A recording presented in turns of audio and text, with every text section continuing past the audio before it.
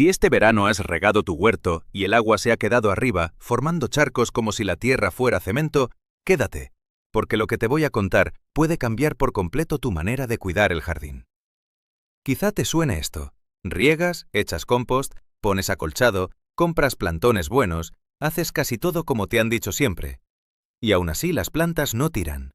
Los tomates se quedan parados. Las hojas amarillean sin motivo claro. La tierra se agrieta en cuanto aprieta el sol. El agua no entra o entra demasiado rápido y desaparece. Remueves un poco con la azada y aquello parece una losa.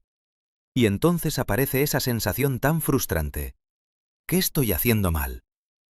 Pues déjame decirte algo importante. No siempre eres tú. Muchas veces el problema no está en la planta, ni en la semilla, ni siquiera en el abono. El problema está debajo, en la tierra. En España lo vemos muchísimo, sobre todo en zonas de veranos largos y secos, con suelos arcillosos, calizos, pobres en materia orgánica o castigados por años de laboreo, calor, riego con agua dura y falta de vida en el suelo. Nuestros abuelos y abuelas en muchos pueblos trabajaban tierras que todavía respiraban. Había lombrices, restos de poda, estiércol bien hecho, hojas, paja, animales, humedad en invierno y una vida invisible que lo sostenía todo.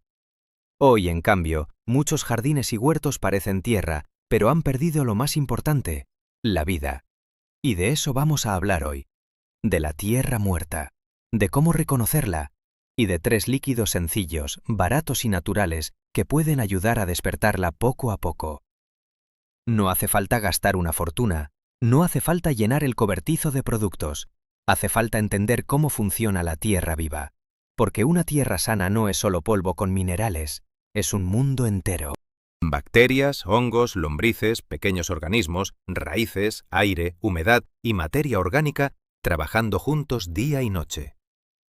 Esa vida descompone las hojas secas, transforma los restos vegetales en alimento, crea estructura, abre canales para el agua y permite que las raíces respiren. Cuando esa vida desaparece, la tierra puede seguir pareciendo tierra, pero por dentro está agotada. Y las plantas lo notan enseguida.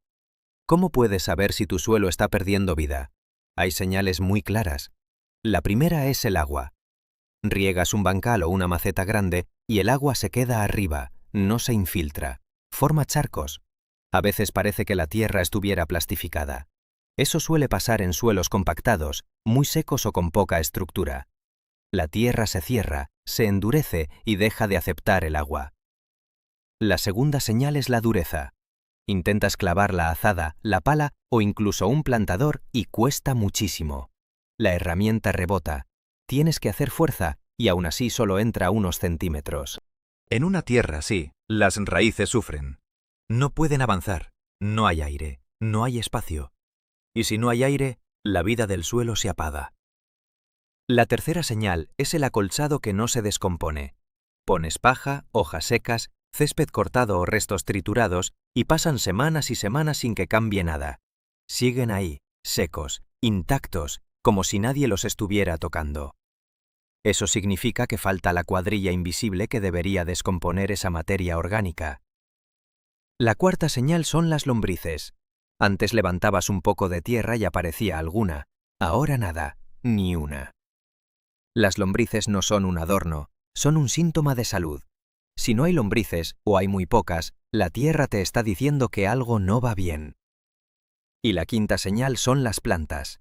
Nacen, pero no crecen. Se quedan pequeñas durante semanas, amarillean, se marchitan con el primer golpe de calor. No responden aunque las riegues. Parece que les falta energía. ¿Por qué ocurre todo esto? Por muchas razones. En muchos huertos, removemos la tierra demasiado, año tras año, y rompemos la estructura natural del suelo. Los veranos son cada vez más duros, con semanas de calor intenso que secan la capa superficial. El riego con agua muy clorada o muy dura tampoco ayuda, y si retiramos todas las hojas, todos los restos, toda la hierba y dejamos la tierra desnuda, los microorganismos se quedan sin comida.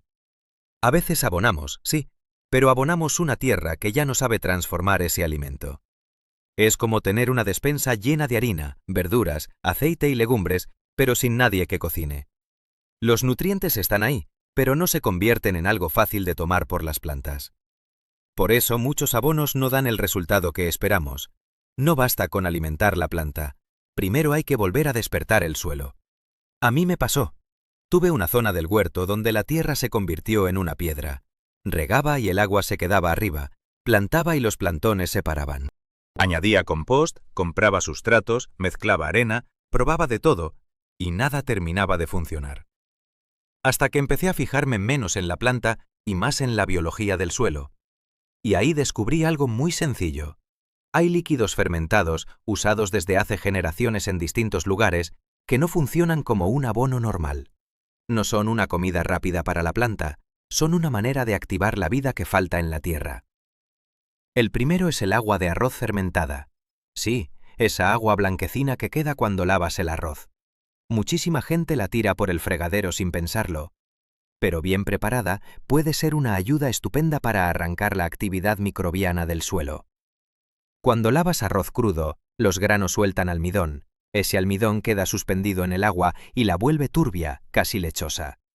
Ese almidón es energía fácil para ciertos microorganismos beneficiosos, especialmente bacterias relacionadas con la fermentación láctica. Son bacterias parecidas a las que participan en procesos como el yogur, la masa madre o algunos fermentados tradicionales. En el suelo, estas bacterias pueden ayudar a iniciar la descomposición de materia orgánica, suavizar ambientes demasiado pobres y favorecer que otros microorganismos beneficiosos vuelvan a instalarse. No es magia, es biología. ¿Cómo se prepara? Coge un vaso de arroz crudo.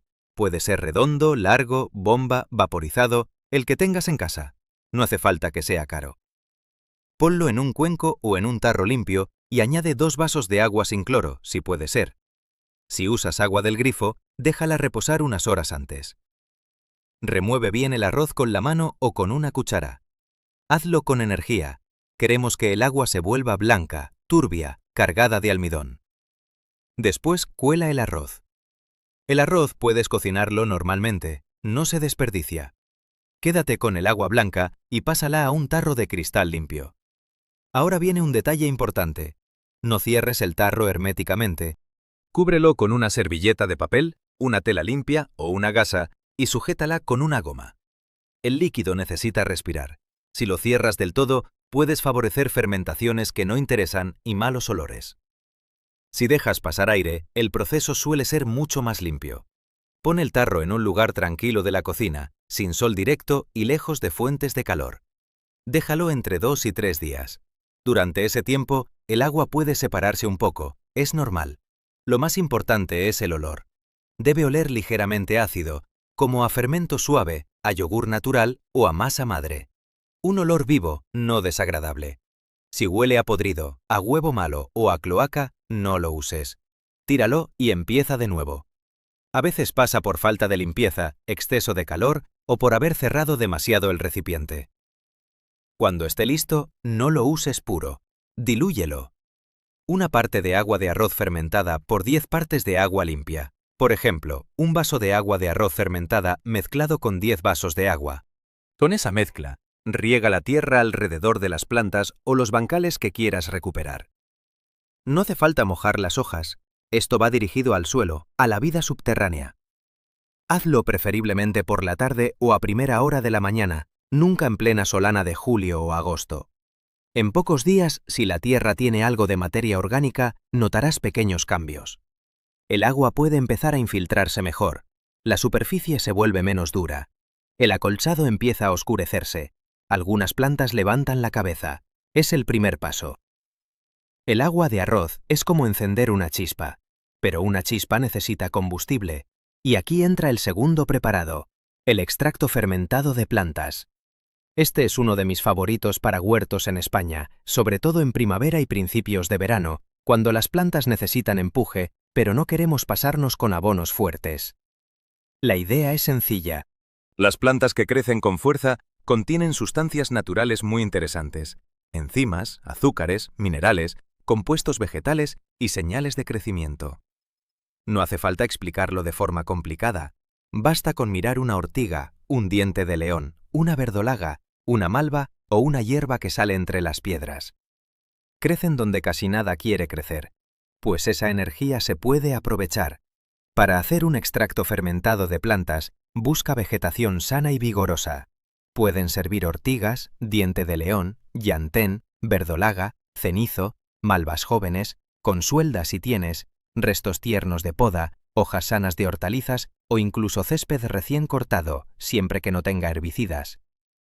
Evita plantas enfermas, plantas con hongos visibles o restos tratados con químicos. Recoge aproximadamente 1 kilo de materia verde fresca. Si no tienes báscula, no te preocupes. Llena un recipiente con una buena cantidad de hojas y tallos tiernos. Lávalos si tienen polvo o si los has recogido cerca de un camino. Después, pícalos bien. Cuanto más pequeños sean los trozos, más fácil será extraer el jugo. Ahora añade azúcar moreno. Lo ideal es usar una cantidad parecida al peso de las plantas. Si tienes 1 kilo de verde, usa alrededor de 1 kilo de azúcar. Si no quieres hacerlo tan concentrado, puedes usar algo menos, pero el azúcar es importante porque ayuda a extraer los jugos y a conservar el fermento. Mezcla todo con las manos limpias o con una cuchara. Verás que las hojas empiezan a humedecerse y a ponerse brillantes. Eso ocurre porque el azúcar extrae líquido de las células vegetales. Pasa la mezcla a un tarro grande o a un cubo alimentario limpio. No lo llenes hasta arriba, deja espacio. Coloca encima un peso limpio, por ejemplo un plato pequeño o una piedra bien lavada dentro de una bolsa limpia. La idea es que la masa vegetal quede ligeramente presionada y otra vez, no cierres herméticamente. Cubre con tela o gasa. La fermentación necesita respirar. Pon el recipiente en un lugar fresco y oscuro. En España, si estás en una zona muy calurosa, cuidado con dejarlo en una cocina que alcance temperaturas altísimas. Mejor una despensa, un garaje fresco o un rincón sombreado. Déjalo entre 5 y 7 días. Poco a poco se irá formando un líquido oscuro, denso, con olor fuerte, dulce y ácido a la vez. No tiene que oler a perfume. Es un fermento vegetal y su olor puede sorprender al principio. Pasada una semana, cuela el líquido con una tela o un colador fino. Aprieta bien la masa vegetal para sacar todo el jugo. Los restos sólidos puedes llevarlos al compost. El líquido resultante es muy concentrado, y esto es importante, no lo uses puro, dilúyelo mucho. Usa una parte de extracto por 50 partes de agua. Para hacerlo fácil, una cucharada sopera en unos 3/4 de litro de agua aproximadamente, o un vaso pequeño en un cubo grande. Con esa mezcla puedes regar alrededor de las plantas o pulverizar las hojas al amanecer o al atardecer. Nunca pulverices en pleno sol, porque puedes provocar manchas o estrés en las hojas. Este preparado va muy bien para plantas que están paradas, hortalizas que necesitan arrancar, tomates, pimientos, calabacines, berenjenas, acelgas, lechugas y plantas ornamentales que han perdido vigor. No esperes que haga milagros en una planta muerta, pero en una planta viva, aunque esté débil, puede ayudar a reactivar el crecimiento. Aplícalo cada 2 semanas durante la temporada de crecimiento, con moderación. En jardinería natural, más no siempre es mejor. Lo importante es la constancia. El agua de arroz ayuda a despertar la vida microbiana. El extracto fermentado de plantas da un empujón suave a las plantas. Pero falta el tercer preparado, quizá el más completo para reconstruir un suelo agotado. El té de compost aireado. El nombre suena un poco raro, pero la idea es muy simple. No se trata de echar compost en agua y ya está. Eso sería agua sucia con compost. Un buen té de compost aireado es una infusión viva. Un líquido donde los microorganismos del compost se multiplican con oxígeno y alimento durante unas horas. Es como preparar un batallón de vida microscópica y llevarlo directamente al suelo. Para hacerlo necesitas compost maduro, y esto es fundamental. Debe ser compost bien hecho, oscuro, suelto, con olor a bosque después de la lluvia. No debe oler a podrido, ni a amoníaco, ni a estiércol fresco. No uses estiércol fresco para hacer té de compost, sobre todo si hay niños, mascotas o si cultivas hortalizas que se comen crudas. Puede contener bacterias peligrosas. Usa compost maduro y seguro. También necesitas agua sin cloro. Si solo tienes agua del grifo, llena un cubo y déjala reposar toda la noche sin tapar. El cloro se reduce bastante y el agua será más amable para los microorganismos. Ahora pon alrededor de 1 kilo de compost en una bolsa de tela, una funda vieja de almohada una malla fina o una bolsa filtrante. Algo que deje pasar el agua, pero retenga el material sólido. Mete esa bolsa en un cubo con unos 10 o 15 litros de agua. Añade una cucharada sopera de melaza, miel de caña o miel normal. No hace falta pasarse, es solo comida rápida para los microorganismos. Ahora viene la parte más importante, el oxígeno. Para que sea un té de compost aireado, necesitas un aireador de acuario, de esos pequeños que se venden para peceras. Coloca la piedra difusora dentro del cubo y enciende el aparato. Deben salir burbujas de forma continua. Déjalo funcionando unas 24 horas. No mucho más, especialmente si hace calor. En verano, con temperaturas altas, los procesos se aceleran y no conviene dejarlo varios días. Durante ese tiempo, los microorganismos del compost se activan y se multiplican. Puede aparecer una ligera espuma en la superficie. Suele ser buena señal. Al cabo de 24 horas, apaga el aireador, saca la bolsa de compost y exprímela dentro del cubo. Y usa el té cuanto antes, no lo prepares para guardarlo una semana. Sin oxígeno, la vida que has multiplicado empieza a decaer. Lo ideal es aplicarlo el mismo día. Puedes regar con él la base de las plantas, los bancales, la zona de los frutales o las macetas grandes. También se puede aplicar de forma muy ligera sobre hojas, siempre al amanecer o al atardecer, y evitando hacerlo antes de una ola de calor. Pero su mejor trabajo lo hace en el suelo. Ahí ayuda a recolonizar zonas agotadas, mejorar la descomposición de materia orgánica y favorecer una estructura más esponjosa. Con el tiempo, una tierra que antes era polvo o bloque duro empieza a formar pequeños grumos. Esos grumos son oro. Una tierra con grumos retiene mejor el agua, pero no se encharca tanto. Deja respirar a las raíces, permite que las lombrices vuelvan, aguanta mejor los golpes de calor. Y esto en España es clave, porque nuestro gran desafío no es solo alimentar plantas, es crear suelos que soporten veranos secos, riegos espaciados, calor fuerte y cambios bruscos. Un suelo vivo funciona como una esponja, un suelo muerto funciona como una teja o como arena seca. El primero guarda agua y aire, el segundo la rechaza o la pierde. Ahora bien, antes de aplicar nada, conviene hacer 3 pruebas sencillas para saber en qué punto está tu tierra. Primera prueba, la pala. Elige una zona del huerto donde quieras plantar. Clava la pala o la azada. Si entra con cierta facilidad y la tierra se rompe en terrones pequeños, buena señal. Si rebota, si tienes que saltar encima, si solo entra 2 o 3 centímetros, hay compactación. La tierra necesita estructura, materia orgánica y vida. Segunda prueba, el drenaje. Haz un agujero de unos 20 centímetros de profundidad y unos 20 de ancho. Llénalo de agua y deja que se vacíe. Esa primera vez solo sirve para humedecer la zona. Luego vuelve a llenarlo y observa. Si el agua baja en 10 o 15 minutos, la infiltración es buena. Si desaparece en 2 minutos, quizá tu suelo es muy arenoso y no retiene nada.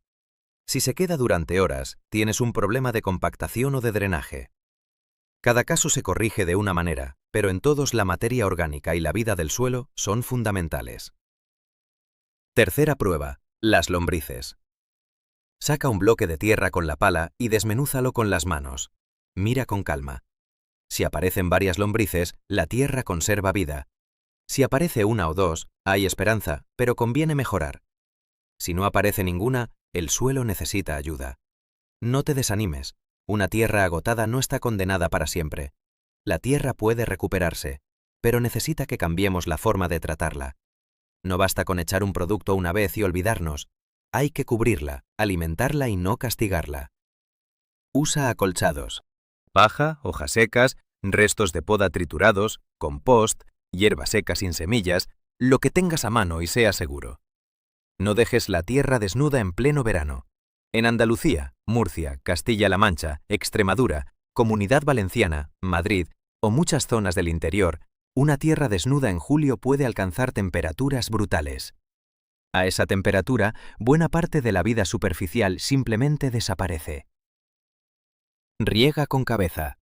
Mejor riegos profundos y espaciados que mojar un poco todos los días la superficie, salvo en semilleros o macetas pequeñas. Si puedes, usa goteo y acolchado. Es una combinación muy eficaz para ahorrar agua y mantener la humedad. Añade materia orgánica todos los años. No hace falta hacerlo todo de golpe. Un poco de compost maduro, restos vegetales bien gestionados, hojas, triturado de poda, humus de lombriz si tienes acceso. La tierra no se arregla con prisas, pero responde muy bien cuando la tratas como algo vivo. Entonces, ¿cómo usar estos 3 preparados sin complicarte? Puedes seguir una rutina muy sencilla. Primero, agua de arroz fermentada para despertar el suelo. Una aplicación cada 2 o 3 semanas al principio de la temporada puede ser suficiente. Segundo, extracto fermentado de plantas para acompañar el crecimiento. Úsalo diluido cada 15 días, sobre todo cuando las plantas están activas. Tercero, té de compost aireado para reforzar la vida del suelo. Una aplicación al mes durante primavera y principios de otoño puede marcar diferencia, especialmente en bancales cansados. En pleno verano, si hace muchísimo calor, reduce la intensidad. Aplica siempre al amanecer o al atardecer. Y no fuerces a las plantas durante una ola de calor. En esos días lo principal es proteger, sombrear si hace falta y mantener humedad. Recuerda esto, el objetivo no es empujar a las plantas como si fueran máquinas. El objetivo es crear un entorno donde puedan crecer con menos estrés. Una planta sana no depende solo del abono. Depende de una tierra que respira, de raíces que pueden avanzar, de microorganismos que trabajan, de humedad bien gestionada y de una temperatura soportable en el suelo. Por eso estos preparados tienen sentido. El agua de arroz aporta una primera activación suave. El extracto fermentado de plantas aporta señales y nutrientes vegetales en una forma amable. El té de compost aireado introduce diversidad microbiana desde un compost maduro. Juntos, bien usados, pueden ayudar mucho. Pero no son una excusa para descuidar lo básico. Si la tierra está desnuda, se cuece. Si la riegas mal, sufre. Si la pisas constantemente, se compacta. Si no recibe materia orgánica, se empobrece. Y si cada año la volteas sin necesidad, rompes parte de la estructura que tanto cuesta crear. Empieza poco a poco. Elige un bancal, una zona pequeña del jardín o unas cuantas macetas grandes. Haz las pruebas, observa, aplica uno de los preparados. Mira cómo responde la tierra. No tengas prisa. La jardinería real no consiste en hacer 100 cosas a la vez. Consiste en mirar bien y actuar con sentido. Quizá dentro de unas semanas notes que el agua entra mejor, que al apartar el acolchado la tierra está más fresca, que aparecen las primeras lombrices, que los tomates sacan brotes nuevos, que las hojas ya no se ven tan apagadas. Ese es el momento bonito, cuando entiendes que no estás luchando contra la tierra, estás colaborando con ella. Y cuando la tierra vuelve a estar viva, el huerto cambia. Trabajas menos, riegas mejor, las plantas resisten más, el compost se integra, el acolchado desaparece poco a poco porque alguien lo está transformando. La tierra deja de ser un bloque y empieza a oler a vida. Ese olor, para mí, es una de las mayores alegrías del jardín. Olor a tierra buena, olor a bosque, olor a lluvia aunque no haya llovido. Así que la próxima vez que laves arroz, no tires el agua sin pensarlo. La próxima vez que arranques ortigas, verdolaga o diente de león, no los mires solo como malas hierbas. Y la próxima vez que tengas compost maduro, recuerda que dentro hay una comunidad entera esperando volver al suelo. Tu huerto no necesita más productos complicados, necesita vida. Y la vida, cuando le das agua, aire, sombra, alimento y un poco de paciencia, siempre intenta volver.